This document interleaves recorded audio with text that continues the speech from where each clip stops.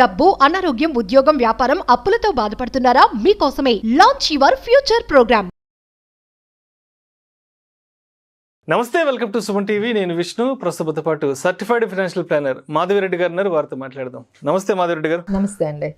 మాధవిరెడ్డి గారు, మార్కెట్లో బాగా వాలటాలిటీ నడుస్తున్నప్పుడు, ఫ్లక్చువేషన్స్ బాగా ఫాల్ ఉన్నప్పుడు ఎలాంటి స్ట్రాటజీస్ని మనం ఇంప్లిమెంట్ చేయాలి అంటారు? అండ్ అదేవిధంగా చాలామంది చెప్తుంటారు, అంటే ఒక స్టాక్ని సెలెక్ట్ చేసుకునే ముందు ఫండమెంటల్గా బాగా స్ట్రాంగ్గా ఉన్న స్టాక్స్ని పిక్ చేసుకోవాలంటారు కదా. ఇక్కడ ఫండమెంటల్గా బాగా స్ట్రాంగ్ అంటే ఈ స్ట్రాంగ్ అనే దానికి ఏంటి అసలు పారామీటరు? సో డెఫినెట్గా ఈ వీడియో అయితే అందరికీ ఉపయోగపడుతుందండి. సో మీరు ఒక నోట్బుక్ ఒకటి తీసుకొని, అంటే ఇప్పుడు కొన్ని పారామీటర్స్ చెప్తాము, మీరు ఏ స్టాక్ అయితే తీసుకోవాలనుకుంటున్నారో ఆ ఇన్ఫర్మేషన్ అంతా ఇప్పుడు నౌవేడేస్ అన్నిటికో మన స్క్రీనర్ కానీ లేకపోతే చాలా వెబ్సైట్స్ మనీ కంట్రోల్ కానీ ఉన్నాయండి. వాటిల్లో మీకు యాహూ ఫైనాన్స్ కానీ ఇలాంటి వాటిల్లో మీకు ఈజీగా ఈ ఇన్ఫర్మేషన్ నేను ఏదైతే చెప్తున్నానో అదంతా మీకు వస్తుంది. బట్ ఆ టర్మ్స్ అనేవి అంటే మీకు చాలా ఉంటాయి కదా, ఎన్ని చూడాలంటే కష్టం. కాబట్టి అసలు ఎన్ని ఇంపార్టెంట్ మీరు అన్నట్టుగా మనము ఇవి కీ పాయింట్స్ చూడాలి అనేది ఫస్ట్ మనం ఏదైనా ఒక స్టాక్, ఇక్కడ నేను ఎగ్జాంపుల్ రిలయన్స్ తీసుకున్నానండి, so that every one can connect that. So Reliance అసలు ఇప్పుడు కరెంట్ మార్కెట్ ప్రైస్ ఎంత ఉంది అనేది మనం చూసుకున్నట్లయితే 2900 అలా మనకి అరౌండ్ ఉంది. సో ఈ పర్టికులర్ స్టాక్ అసలు హైయెస్ట్ ఆల్ టైమ్ హై ఎంతకు వెళ్ళింది, ఇప్పటి వరకు ఆల్ టైమ్ లో ఎంతకు వెళ్ళింది అంటే మీకు ఒక ఐడియా వస్తుంది. సో ఇది ఆల్ టైమ్ హై 3000 అబోవ్ వరకు, 3024 వరకు వెళ్ళింది. ఆల్ టైమ్ లో అనేది ఇంకా చాలా తక్కువ ఉంది. సో ఇది ఇలా మనకి వాట్ ఈస్ ద అది హైయెస్ట్ పీక్ ప్రైస్ ఎంత ఉంది, తర్వాత లోయెస్ట్ పీక్ అనేంటంటే మీకు ఆ రేంజ్ అనేది, ఆ ప్రైస్ రేంజ్ అనేది కొంచెం ఐడియా వస్తుంది. ఆ తర్వాత 52 వీక్ హై, ఈ ఇయర్లో కానీ మనకి ఎంత హైయెస్ట్ వెళ్ళింది, ఈ ఇయర్లో ఎంత లోయెస్ట్ వెళ్ళింది, అది కూడా మీకు ఒక ఐడియా ప్రైస్ రేంజ్ అనేది తెలుస్తుంది. తర్వాత కరెంట్ మార్కెట్ ప్రైస్ అనేది, అంటే మార్కెట్ క్యాపిటలైజేషన్ అనేది ఇంపార్టెంట్ అండి. సో చాలా మంది మా దగ్గర చాలా మంది అడుగుతూ ఉంటారనమాట, అంటే మేడం చిన్న స్టాక్స్ కొనాలి అనేసి, అంటే దాన్ని చూస్తే 100 crore కూడా ఉండదండి మార్కెట్ క్యాపిటలైజేషన్. సో మరీ అంత చిన్న కంపెనీస్ అంటే 90 crores ఉన్న మార్కెట్ క్యాపిటలైజేషన్, ఇవన్నీ కొన్ని రిస్కీ ఉంటాయి.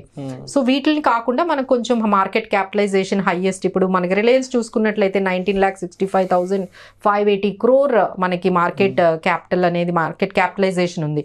ఆ తర్వాత పిఈ రేషియో అండి. సో మేము ఎక్కువగా జనరల్గా చూసేది పిఈ రేషియో చూస్తాము. నిఫ్టీ పిఈ అయితే 22 times ఉంది. ఇప్పుడు మన ఈ రిలయన్స్ పిఈ అయితే మనకి ఆల్మోస్ట్ మనకి 28 పిఈ అని ఉందండి. సో 28 పిఈని మనం ఎలా అర్థం చేసుకోగలము అంటే దానికి ఇండస్ట్రీ పిఈ ఉంటుందండి ప్రతి దానికి. అసలు పిఈ అంటే ఏంటంటే ఒక కంపెనీ ఒక 1 రూపీ ఎర్నింగ్స్ వస్తే ఆ 1 రూపీ ఎర్నింగ్స్ వచ్చిన కంపెనీని మీరు ఎంత పెట్టి కొనుక్కుంటున్నారు అంటే ₹1 ఎర్నింగ్ ఇచ్చే కంపెనీని మీరు 20 రూపీస్ పెట్టి కొనుక్కోవచ్చు, 50 రూపాయలు పెట్టి కొనుక్కోవచ్చు, 100 రూపాయలు. ఇక్కడ ₹1 ఎర్నింగ్కి అది 28 times మనకి ట్రేడ్ అవుతుంది. సో దాని ఇండస్ట్రీ పిఈ చూసుకుంటే 8 times ఉంది. సో ఇండస్ట్రీ పిఈకి మనం ఎంత దగ్గరలో కొనుక్కుంటున్నాము అనే దాన్ని బట్టి కూడా మనము ఒక అండర్స్టాండింగ్ రావచ్చండి. పిఈ ఎంత తక్కువ ఉంటే అంత మంచిది. సో ఇది ఒకసారి గమనించుకోండి. ఇండస్ట్రీ పిఈకి ఆన్ అండ్ అరౌండ్ ఉంటే మాత్రం మీకు పెర్ఫెక్ట్ మ్యాచ్ అనేది మీకు అర్థం చేసుకోగలరు. తర్వాత నెక్స్ట్ ఏంటంటే డెట్ టు ఈక్విటీ రేషియో, అంటే ఒక కంపెనీకి డెట్స్ ఎంత ఉన్నాయి, ఈక్విటీ పోర్షన్ ఎంత ఉంది. ఎప్పుడైనా సరే డెట్ అనేది తక్కువ ఉండాలండి, ఈక్విటీ కన్నా తక్కువ ఉండాలి. సో ఇక్కడ మనకి రిలయన్స్ అయితే 0.44, అంటే మీరు 50% డెట్ వరకు వెళ్ళొచ్చు. అంతకన్నా ఎక్కువ ఉంటే మాత్రం మంచిది కాదండి.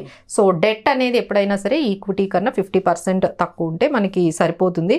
ఆ తర్వాత ప్రైస్ టు బుక్ వాల్యూ అంటారండి, అంటే బుక్ వాల్యూ అంటే మనకి రిలయన్స్ బుక్ వాల్యూ అయితే 1172 ఉందండి. అంటే 1172 ఉన్న బుక్ వాల్యూ ఇప్పుడు 2900కి ట్రేడ్ అవుతుంది. అంటే ఎన్నిసార్లు ట్రేడ్ అవుతుంది బుక్ వాల్యూ కన్నా ప్రైస్ అంటే 2 times, 2.48 times. ఇది కూడా మీరు ఒక్కసారి చూసుకోవాలండి. మన బుక్ వాల్యూ కన్నా కరెంట్ మార్కెట్ ప్రైస్ ఎన్ని టైమ్స్ మార్కెట్లో ట్రేడ్ అవుతుంది. మరి ఎక్కువ అంటే 5 times, 7 times ఇలా ట్రేడ్ అయ్యే స్టాక్స్ కూడా ఉన్నాయి. మన బుక్ వాల్యూకి దగ్గరలో ఉంటే 2 times అయినా that is well and good అండి. You can chase that stack. ఆ తర్వాత మనకి రిటర్న్ ఆన్ ఈక్విటీ ఎంత వచ్చింది, అంటే వాళ్ళు పెట్టి బిజినెస్ పెట్టి వాళ్ళు పెట్టిన ఈ ఈక్విటీ క్యాపిటల్ కానీ పెట్టి వాళ్ళు ఎంత రిటర్న్స్ తీసుకురాగలుగుతున్నారు అనేది మనం చూసుకున్నట్లయితే ఇక్కడైతే మనకి రిటర్న్ ఆన్ ఈక్విటీ 10%, 9 to 10% ఉందండి. ఏ బిజినెస్ అయినా ఇంకా ఆర్ఓఈ అయితే మేము చెప్పిన స్టాక్స్లో అయితే ఆర్ఓఈ 14% కానీ 15%, 18%, కొన్ని కంపెనీస్ 20% ఆర్ఓఈ ఉన్న కంపెనీస్ కూడా ఉన్నాయండి. సో ఆర్ఓఈ అనేది ఎంత ఎక్కువ ఉంటే అంత మంచిది. సో అది మీరు గమనించండి. ఆర్ఓఈ ఎక్కువ ఉండాలి, పిఈ తక్కువ ఉండాలి, ఈపీఎస్ ఎక్కువ ఉండాలి. సో ఇలా కొన్ని పారామీటర్స్ ఉన్నాయండి.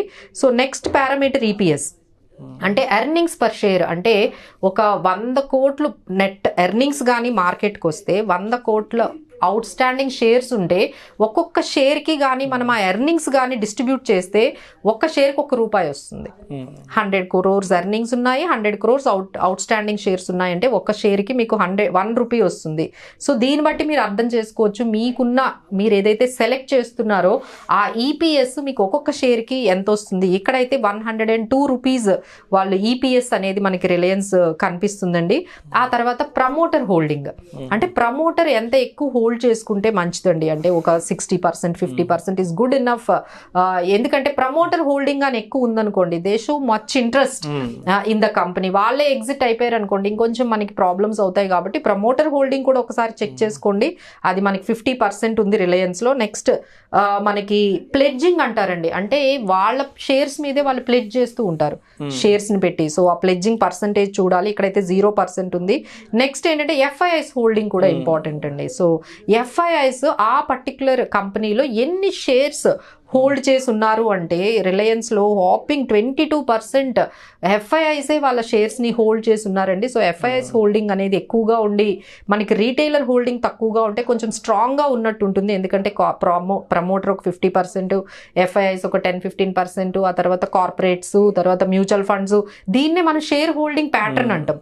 అంటే 100 షేర్లు ఎవరెవరి దగ్గర ఉన్నాయి అనే దానికి మనకి ఇక్కడ మీకు ఒక షేర్ హోల్డింగ్ ప్యాటర్న్ అనేది అర్థమైతే దాన్ని బట్టి మనకి ఎవరి దగ్గర ఎఫ్ఐఐస్ దగ్గర ఎంత పర్సంటేజ్ ఉన్నాయి, ప్రమోటర్ దగ్గర ఎంత ఉన్నాయి, రీటైలర్స్ దగ్గర ఎంత ఉన్నాయి, కార్పొరేట్స్, మ్యూచువల్ ఫండ్స్, ఇన్సూరెన్స్, ఇవన్నీ కలిపి ఎవరెవరి దగ్గర ఎన్ని షేర్స్ ఉన్నాయి మీకు తెలిసినట్లయితే ఆ కంపెనీ ఎంత స్ట్రాంగ్గా ఉందో మీకు ఈ పాయింట్ కూడా మీకు అర్థమవుతుందండి. ఆ తర్వాత మనకి ఈ టెక్నికల్గా అయితే మనకి యావరేజ్గా ఈ 200 DMA యావరేజ్ అనేది చూసుకున్నట్లయితే ఆ ప్రైస్ స్ట్రాంగ్గా ఎంత సపోర్ట్ లెవెల్లో మనం కొంటున్నామా లేదా అనేది అర్థమవుతుందండి. సో ఇలాంటివి చాలా పారామీటర్స్ ఉంటాయి. డివిడెండ్ ఈల్డ్ ఉంటుంది.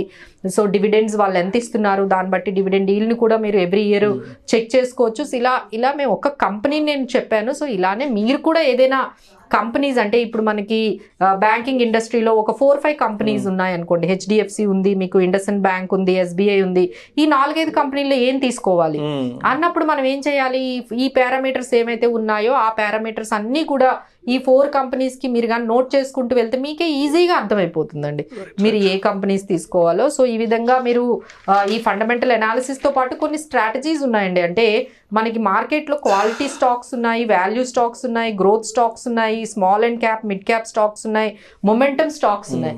సో ఇంత కష్టం అండి మేడం, అసలు ఎప్పుడు ఇలాంటి స్టాక్స్ని ఎప్పుడు మనం గ్యాదర్ చేయాలో తెలియదు అన్న వాళ్ళకైతే ఇప్పుడు చాలా మార్కెట్లో ఈ స్టైల్స్ అంటారండి. ఇవన్నీ కూడా డిఫరెంట్ స్టైల్స్ ఆఫ్ ఇన్వెస్టింగ్ అనమాట. Momentum stocks, growth and value and quality stocks, దీని మీద మనకి ఎక్కువగా అంత తెలియదు అన్నప్పుడు మనకి ఇప్పుడు స్మాల్ క్యాప్స్, స్మాల్ కేసెస్ మనం ముందుగానే చెప్పాం. సో అక్కడ fund managers already registered fund managers ఉంటారు కాబట్టి, సెబీ రిజిస్టర్డ్ ఫండ్ మేనేజర్స్ వాళ్ళు మేనేజ్ చేస్తారు కాబట్టి వాళ్ళ ఎక్స్పీరియన్స్తో. సో మీకు ఇంత అవగాహన లేదు మేడం, ఇంత టెక్నికల్గా ఇంత టఫ్గా ఉంది అనుకునేటప్పటికి better you go with small cases కానీ, లేకపోతే మా దగ్గర టెక్నికల్ అయినా మీరు ఎవరైనా ఫైనాన్షియల్ ప్లానర్ దగ్గరికి వెళ్తే వాళ్ళు మీకు ఎలాంటి మ్యూచువల్ ఫండ్స్ ద్వారా కానీ ఇలాంటి వాటిల్లో మీరు ఎంటర్ అయిపోతే బెటర్ అండి. So that you can do rebalancing కూడా చేసుకుంటూ పోర్ట్ఫోలియో మేనేజ్మెంట్ చేసుకోవడం అనేది చాలా టఫ్. కాబట్టి ఇన్ని పారామీటర్స్ చూసుకుంటూ మళ్ళీ పోర్ట్ఫోలియో కన్స్ట్రక్ట్ చేస్తూ రీబ్యాలెన్సింగ్ చేసుకుంటూ వెళ్ళాలి అంటే